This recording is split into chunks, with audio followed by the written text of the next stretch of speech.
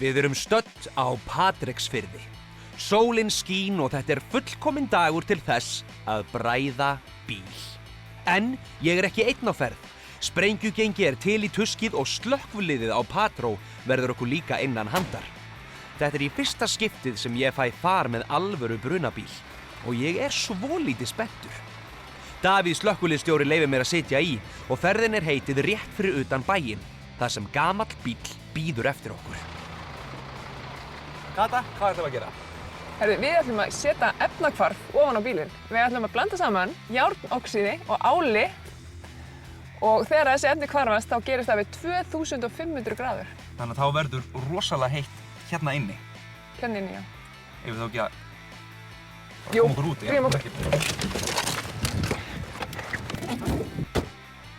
Slökkviliðið passar að við förum okkur ekki að voða og sprengjugengið fer afar varlega þegar þau blanda efnunum tveimur saman.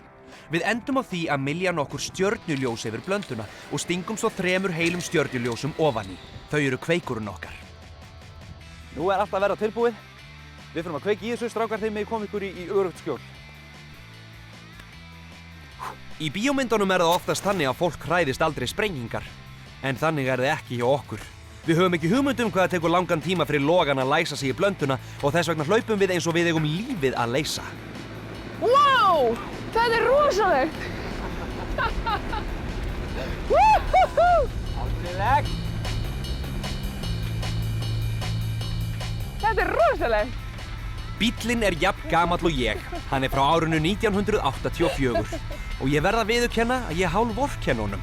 En sjáu þið bara, á örstuttum tíma hefur eldurinn hámaðan í sig. Þarna sjáum við hvað eldur getur verið stór hættulegur. Þetta var afar magnað. Bíllinn er ennþá í ljósum logum hérna á bak við okkur og hann hættir ekkert á næstunni. Ekkert á næstunni. Dekkin eru búin að vera að springa með miklum látum, okkur er búið að bregða svolítið en þetta er allt í lagi núna. En þetta tókst bara svolítið vel, eða ekki?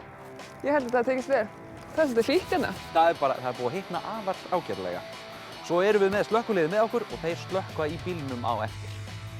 Slökkviliðið veit nákvæmlega hvað þeir eru að gera. Leið og ískalt vatnið skellur og sjóðandi bílgrindinni verður allt vitlaust og í smástund er hvítur reykur allstaðar. Keramikvasinn stendur enn á bílþakinu en á bílnum er ekkert eftir nema svört grind. Allt annað hefur bráðnað. Jæja, þá verið að slökkva í bílnum. Eins og sjáum við hérna er slökkviliðið fyrir aftan okkur og standa sig svo hetjur. Bíllinn er nokkuð ryðfrýr núna. Þetta var 3 morgunverk hjá okkur. Já, einmitt fyrir þá sem ekki vita, þá er klukkan ekki margt. Við erum ekki eins og ennþá búin að borða morgunmat. Þannig að við ætlum að fara í það núna, fá okkur eitthvað gott að borða.